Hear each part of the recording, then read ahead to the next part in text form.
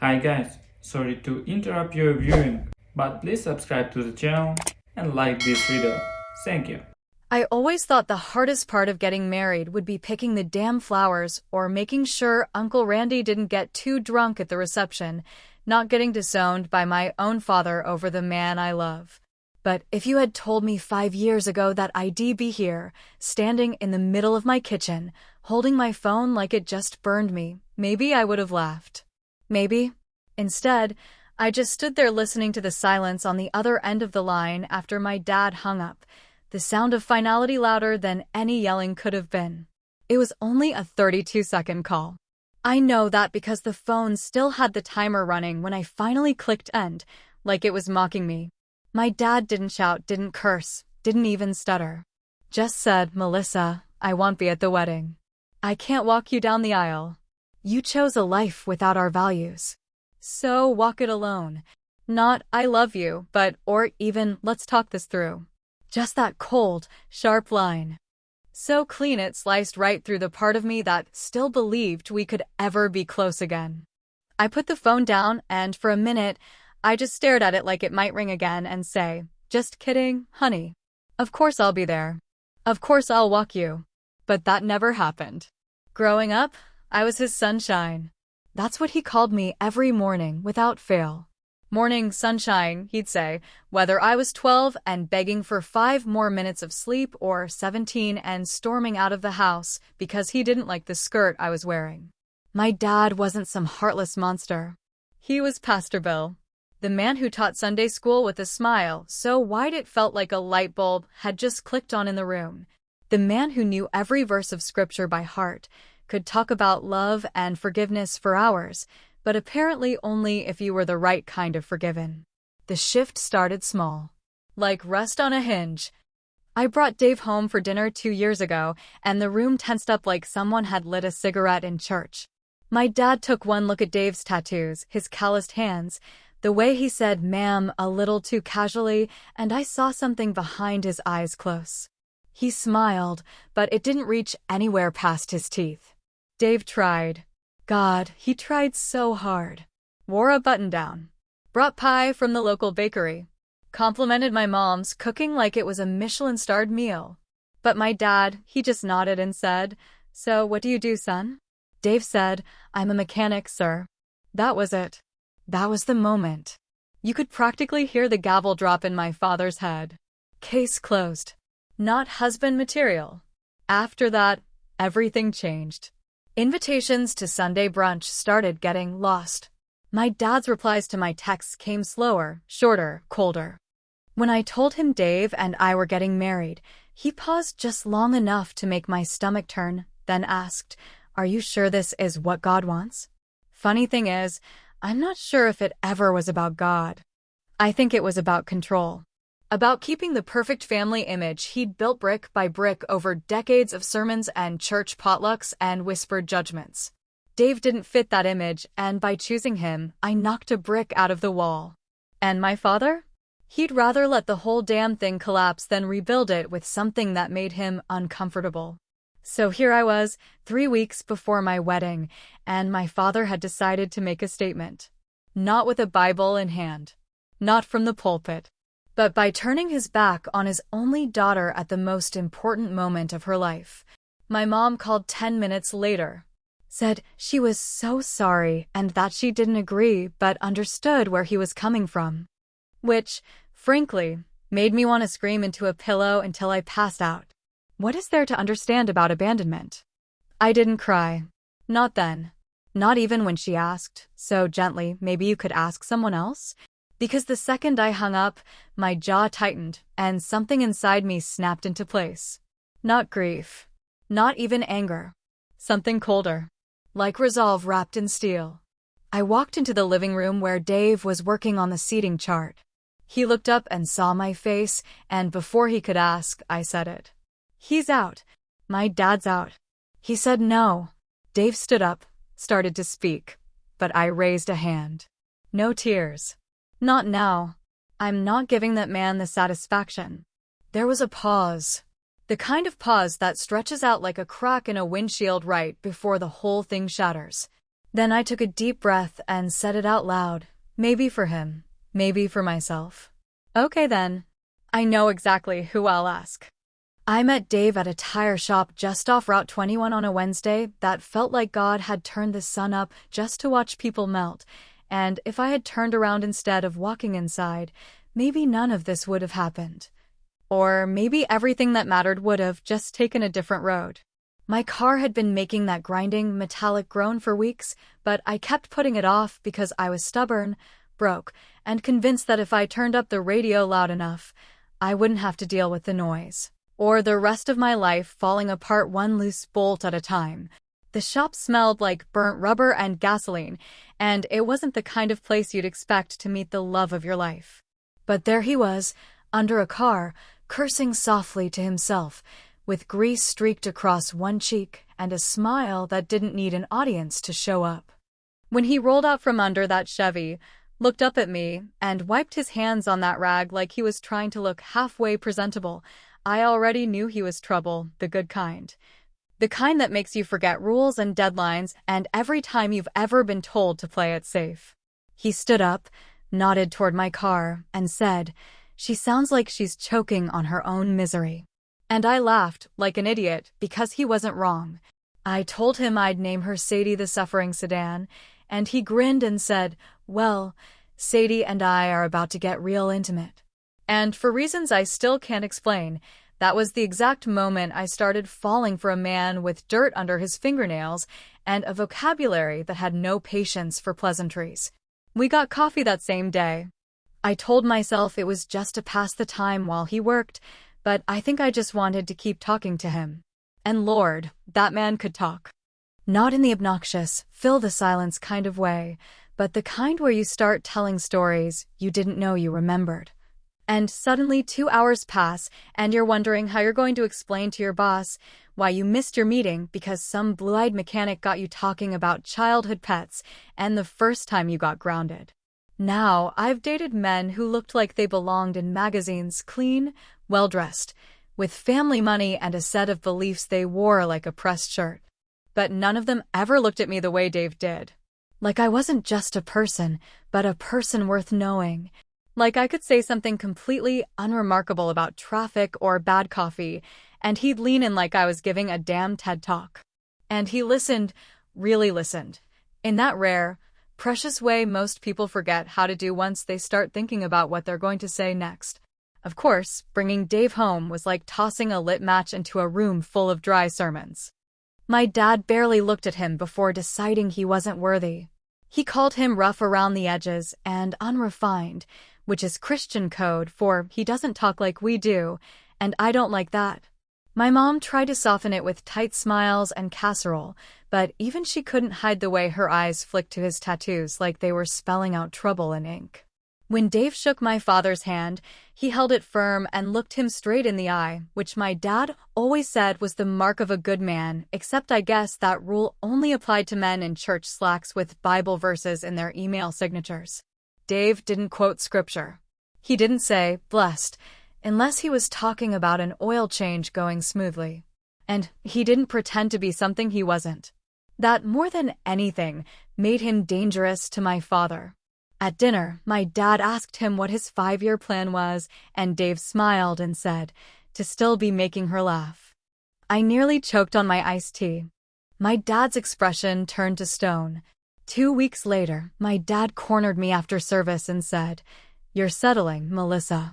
That's not what God wants for you."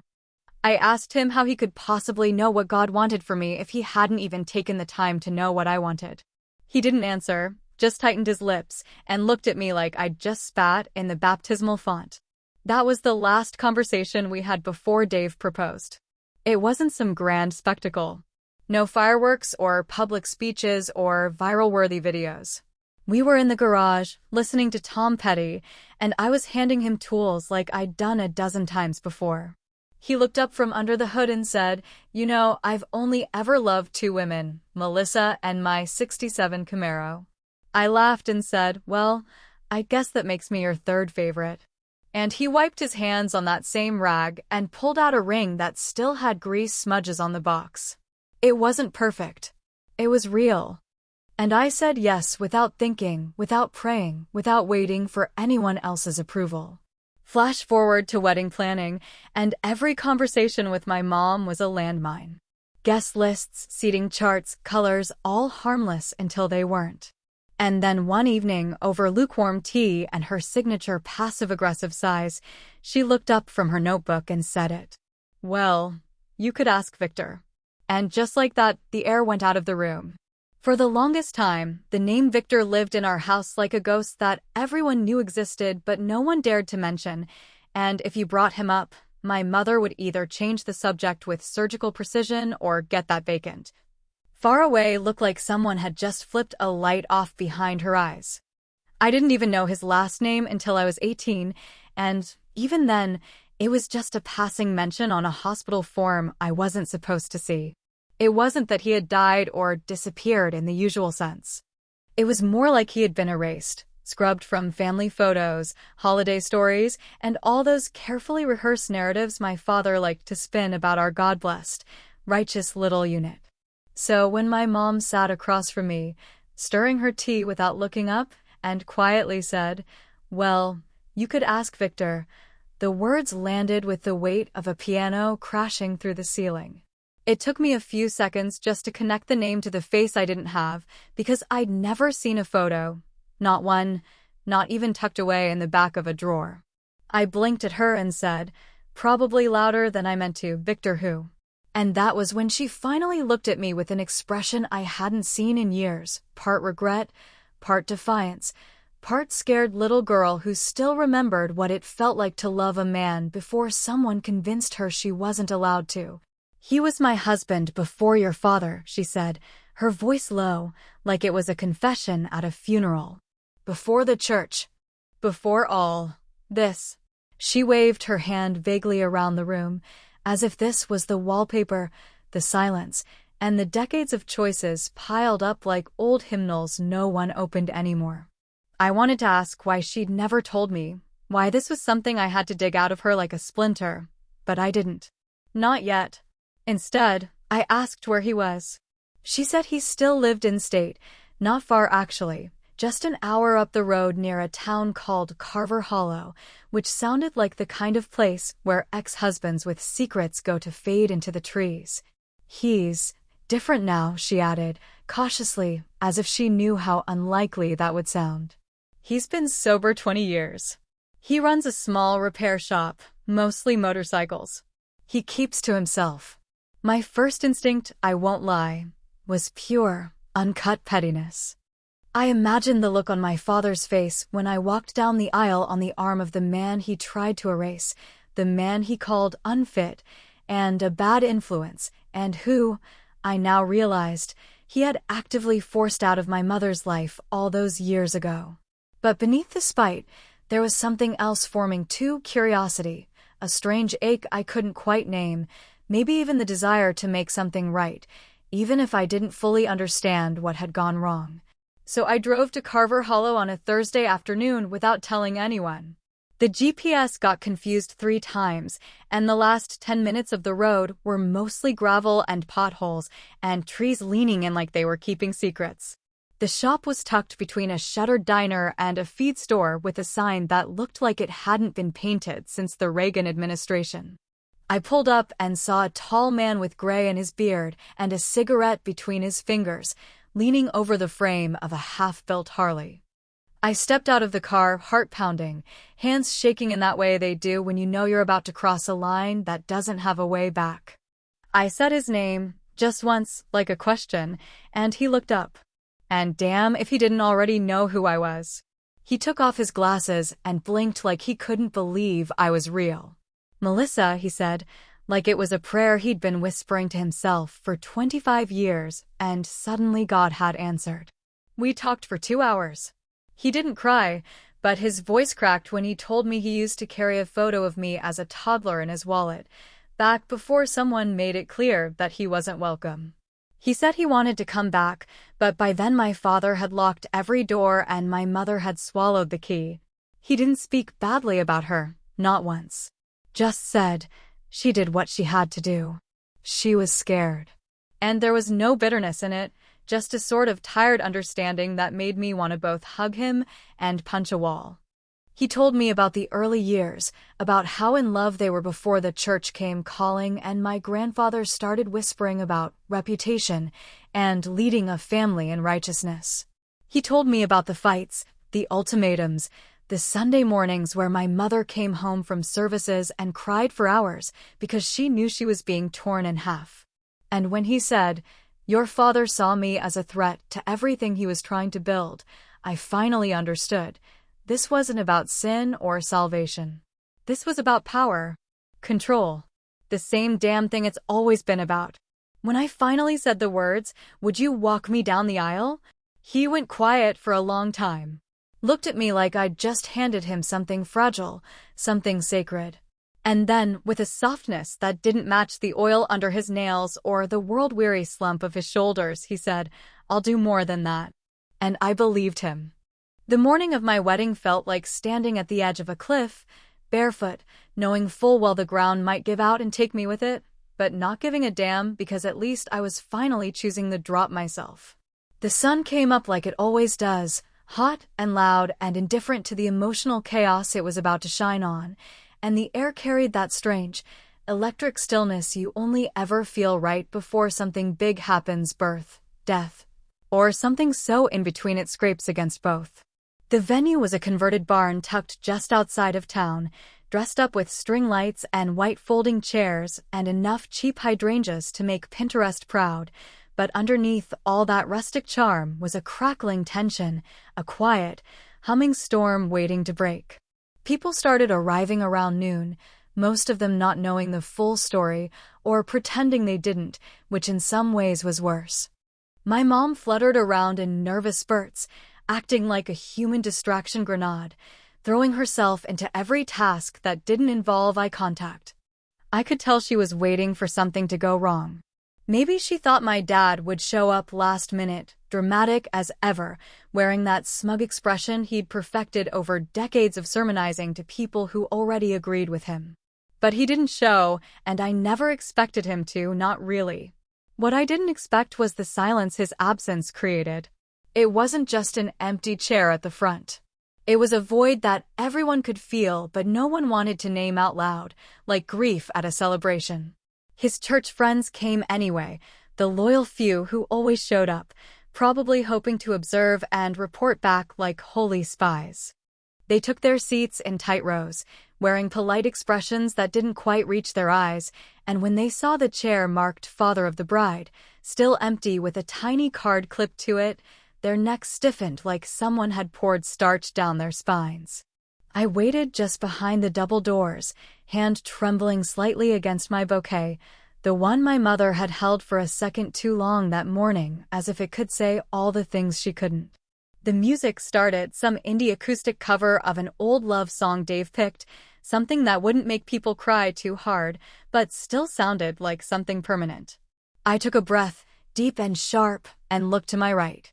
Victor was there, dressed in a simple black suit that didn't try too hard, and yet somehow made him look more put together than any man in the room. His tie was slightly crooked, he'd said he hadn't worn one in years, but he stood tall, shoulders back, chin up, like someone who had finally been given permission to take up space he'd been denied for too long. He looked at me and smiled, not the rehearsed kind, but one filled with an almost unbearable tenderness, the kind that says, "I would burn the world for you," without needing to say a damn word. Then the doors opened. The sound the crowd made wasn't one of applause or cheer, not yet. It was sharp, fragmented, a ripple of disbelief that spread like a dropped glass across a marble floor. Someone actually gasped. I heard it clear as day. Another woman, one of my dad's oldest parishioners, I think, dropped her champagne flute and didn't even flinch when it shattered. People leaned in, whispering behind cupped hands like children at a funeral, trying to make sense of what they were seeing. Victor didn't flinch. He kept his pace steady, walking me down that aisle like he'd been born for this moment, like he'd carried me 1,000 times in dreams and was only just now catching up to reality. I held onto his arm tight, not because I needed the support physically, but because emotionally, I was seconds from breaking into either laughter or sobs, and I wasn't sure which would come first. We reached the front row, where the seat labeled for my father sat conspicuously empty, and that's when it happened. My dad's older brother, Uncle John, all 6 feet of him wrapped in a stiff black suit and self-righteous anger, stood up, face flushed and finger trembling in the air like he'd been holding back just long enough to make it count. "That man," he said, loud enough to cut through the music, "doesn't belong here." For a second, the whole place froze. You could have heard a feather hit the damn floor. And then Victor, cool as hell, soft-spoken and steady, turned slightly toward him, raised his chin, and said, "I think she gets to decide that." He didn't raise his voice, didn't snap back, just stated it like a fact, calm and unmovable, and the effect was immediate. People looked to me, then to him, then back to the man, still standing like he thought righteousness came with a badge. I took a step forward and gave Uncle John a look that probably said more than I couldn't fit into a speech. He sat down slowly, lips pressed into a grim line like someone who just realized the world had moved on without asking for his approval. The ceremony resumed. The music started again. Dave stood at the altar, tears just barely clinging to his lashes, that wide-eyed wonder look on his face that reminded me of why I said yes in the first place. But before I stepped forward again, I leaned toward Victor and whispered something in his ear, soft and low, meant only for him. He paused, looked at me with a flash of something: surprise? Pain? Gratitude? It was hard to tell because it flickered so quickly across his face before being replaced by the same calm strength he'd been carrying all day. He nodded. Just once. I straightened my shoulders, tightened my grip on his arm, and stepped into the sunlight that poured through the barn doors, into the future we'd built from broken pieces. And behind us, the whispers started again. When I leaned in close to Victor at the altar, the crowd frozen behind us and the music just a slow pulse in the background, I didn't need to think about what I wanted to say. It was already there, sitting on the edge of my tongue, waiting like it had been practicing for years. I told him he wasn't the first one to leave. "You were the one who loved me first." And the way his face changed, just slightly, just enough to catch a flicker of something deep and old and buried, told me I'd said exactly what he needed to hear and exactly what no one else ever had. The rest of the ceremony felt like a blur, one of those slow-motion memory reels you only half remember later.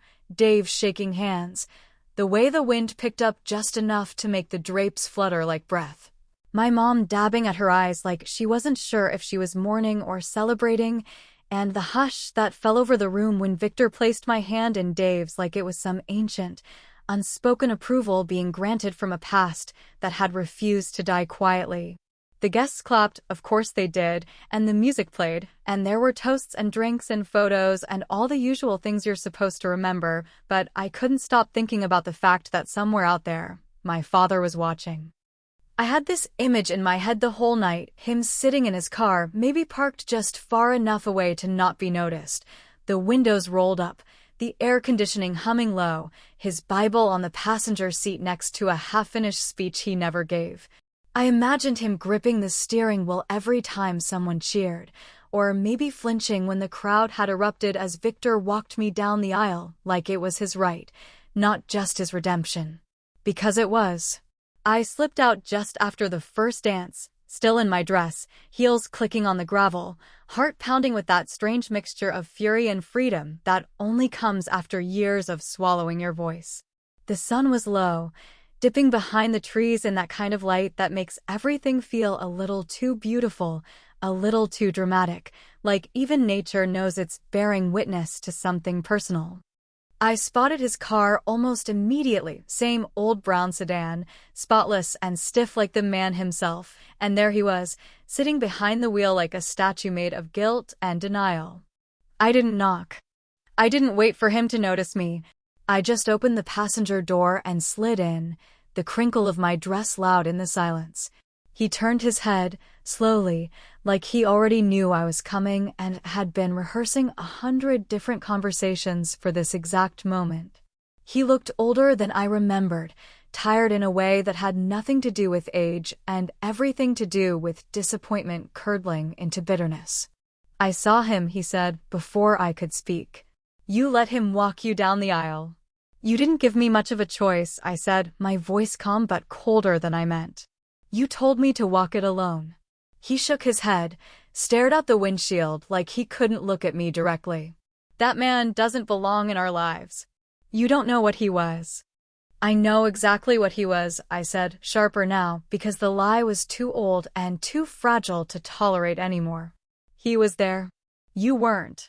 There was a long pause, the kind that stretches so far it threatens to snap. Then he spoke again, voice low, full of that quiet arrogance he always used when trying to sound hurt and holy at the same time. You'll come crawling back. When it falls apart. When he lets you down, like they all do. I let the words sit there for a moment, like something rotting in the air. And then I laughed, just once, not cruel, just tired and clean. I just married a man who fixes broken things, I said, turning to face him fully. I'm good. He didn't respond. He didn't have anything left to say, not really. I think he knew it too. Because what was there to say when the only power you had left was the silence you hoped would wound more than your words ever could? I stepped out of the car, the gravel crunching underfoot, the barn glowing in the distance like a different kind of church, one built on second chances and love that doesn't need permission. And as I walked back, I didn't turn around to see if he was watching. I didn't need to. I knew he was. I could feel it, the heat of shame and pride clashing inside him like a war no one else could see. The wedding video went online 2 days later, posted by a friend who wanted to capture the moment everyone had gasped, that stunned silence, followed by wild applause when Victor stepped out with me on his arm. But it wasn't the vows or the first kiss, or even the dancing that caught fire. It was that moment. That walk. That man. And someone, God bless whoever it was, added a caption before it spread like wildfire. The man they erased came back when it mattered most. I saw the views climb. 10,000. 50. 100,000. Then 1,000,000. The comments were split like a saw down the middle of a tree trunk, some praising the bravery, some calling it disrespectful, a few digging up old rumors about Victor that didn't stick, and a surprising number wondering what kind of father misses his own daughter's wedding and lets history take his place. And me? I didn't explain. I didn't correct or clarify or defend. Because the truth is, I didn't know everything. I still don't. I don't know exactly why Victor stayed away for so long, or what demons he buried to stay sober all those years, or why he waited for this wedding, this exact moment, to step forward. I don't know what he thought when he heard my name again after decades of silence. I don't know if he's still afraid he'll be pushed away again. But I know this. In that moment, he was my father. And the man in the car? He was just a ghost clutching a Bible he could no longer use to name me, claim me, or keep me small. And God help him, he knew it.